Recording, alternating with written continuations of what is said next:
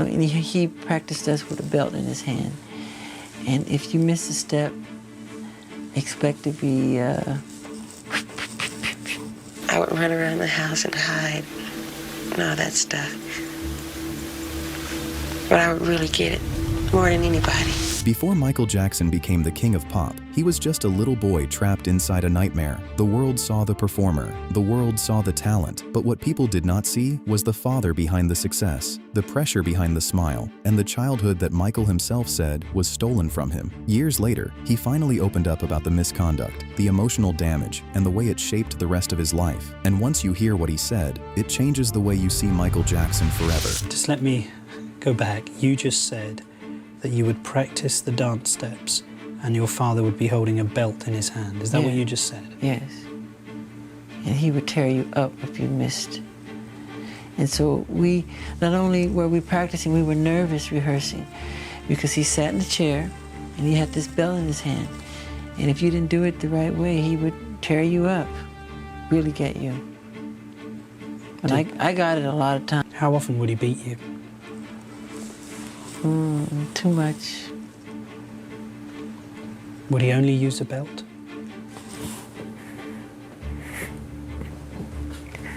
Why do you do this to me? No, more than a belt.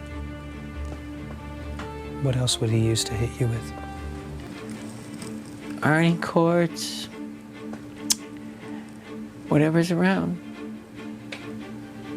Throw you up against the wall hard as he could. Here is the part that makes the whole story hit even harder. Michael was only 5 when he entered the Jackson 5, and by the time the group began rising, he was already living a life that looked nothing like a normal childhood. The family had come from a modest 2-bedroom home in Gary, Indiana, and their rise changed everything almost overnight, but the success did not create freedom for Michael. It created work. In a 1993 interview, he said that while other children were outside playing, he was in the studio doing schoolwork and recording for hours instead. He even recalled looking out and seeing kids playing in the park across from the studio and feeling sad that he had to go work instead. That is not the memory of a carefree child star. That is the memory of a boy who was already being separated from the rest of childhood. I'd record for hours and hours till it's time to go to sleep.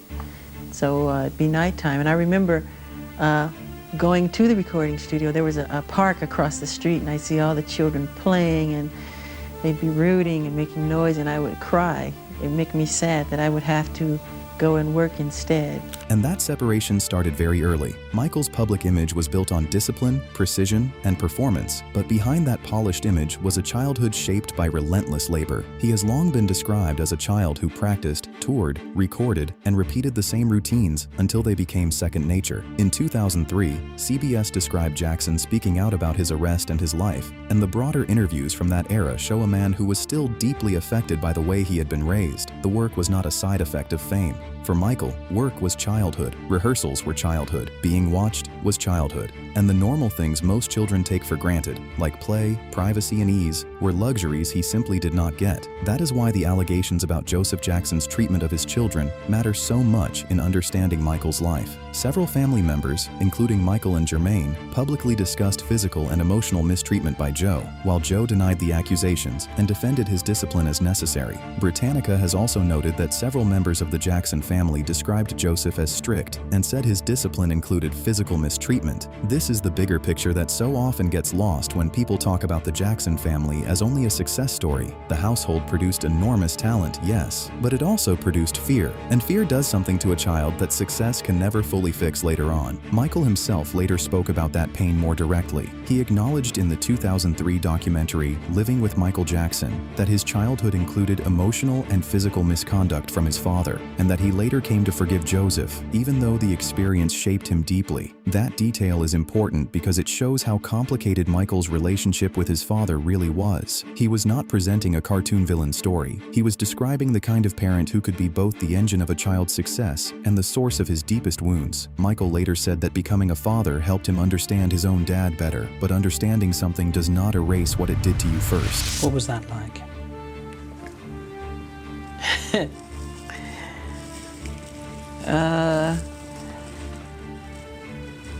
Well, I didn't have it that hard because he used me as the example. It was like, do it like Michael. See, it's one thing to... But you were only a child. I know. You were a baby. I know. It's one thing to discipline. And you were producing successful records. I know.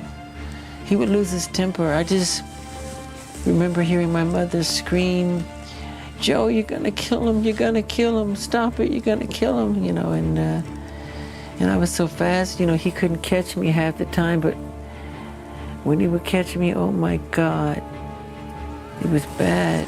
You can hear the emotional cost of that childhood in the way Michael talked about his own youth. He was not just saying he worked hard, he was saying he missed the normal world that other children lived in. He missed the playtime, he missed birthdays, he missed the ordinary rhythm of growing up without pressure. And once you hear him describe that loss, it becomes much easier to understand why adulthood never seemed to fit him neatly. In one 2009 CNN archive video, he even said he did not want to look old and wanted to stay youthful forever, to keep playing and running around like a child. That sounds unusual, only if you ignore the childhood he was trying to recover. When your early years are swallowed by work and discipline, youth stops being a stage of life and starts becoming a thing you chase for the rest of your days. Who wants mortality? I mean, everybody wants immortality. You want what you create to live. That is why, to escape death, I attempt to bind my soul to... That is also why so many people connected Michael's later life to a kind of emotional, unfinished business. The man who created Neverland, collected toys, surrounded himself with childlike imagery, and seemed fascinated by innocence was not doing it because he was simply eccentric. He was doing it because his own version of innocence had been interrupted very early. This is an interpretation, of course, but it is one supported by the pattern of what he said repeatedly across interviews. He did not describe a childhood where he got to be a child. He described a childhood where he worked while other children played, where his father's demands shaped the rhythm of his entire day, and where the normal softness of youth was replaced by constant performance. The pain did not stop at work or discipline. It also reached into the way he saw himself. In his 1988 autobiography Moonwalk and in his 1993 Oprah interview, Michael admitted to only 2 nose jobs and a chin cleft implant, denied the rest of the surgery rumors, and said his changing skin tone was due to vitiligo.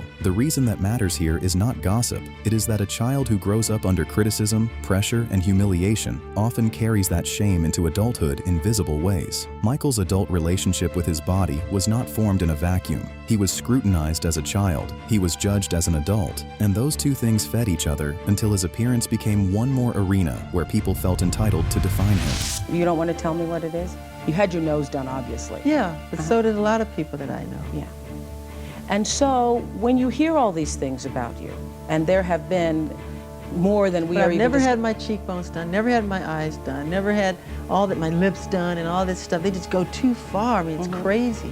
But this is something that happens like every day with other people. Even the Oprah interview shows how deeply he had learned to manage himself under pressure. Oprah later reflected on the interview as an unforgettable live moment, and in that conversation, Michael tried to explain his image and his body without giving the media exactly what it wanted. He did the same thing in other interviews. He would answer carefully, smile politely, and refuse to hand over his dignity just because someone had a microphone. That composure was not a weakness, it was survival. When a person has spent years being controlled, mocked, and pushed to perform, control becomes one of the few things they know how to protect. What makes this story even more tragic is that Michael did not simply repeat the cycle when he became a father. His perspective changed after he had Prince, Paris, and Biggie. He became more gentle, more protective, more aware of what it means to be a child who is watched too closely. That is one of the most telling details in his story because it shows that Michael understood the harm. He understood enough to build his own parenting style in direct opposition to what he had lived through. Sometimes the clearest sign that mistreatment leaves a mark is not what a person says about the past, it is the way they decide to raise the next generation. Joseph Jackson's defenders have always argued that he was a strict father trying to keep his children focused and off the streets. That perspective has been part of the family story for decades, and it is part of why this subject is so complicated. Strictness and misconduct are not the same thing, but in a household built around fame, money, and fear, the line between discipline and damage can become painfully blurred. Michael never treated his childhood like a simple bad memory. He treated it like a force that shaped his entire personality. And when you listen to him talk about his youth, you can hear the conflict in every sentence. He loved his family. He relied on them. He forgave his father, but he never pretended that the pain was imaginary.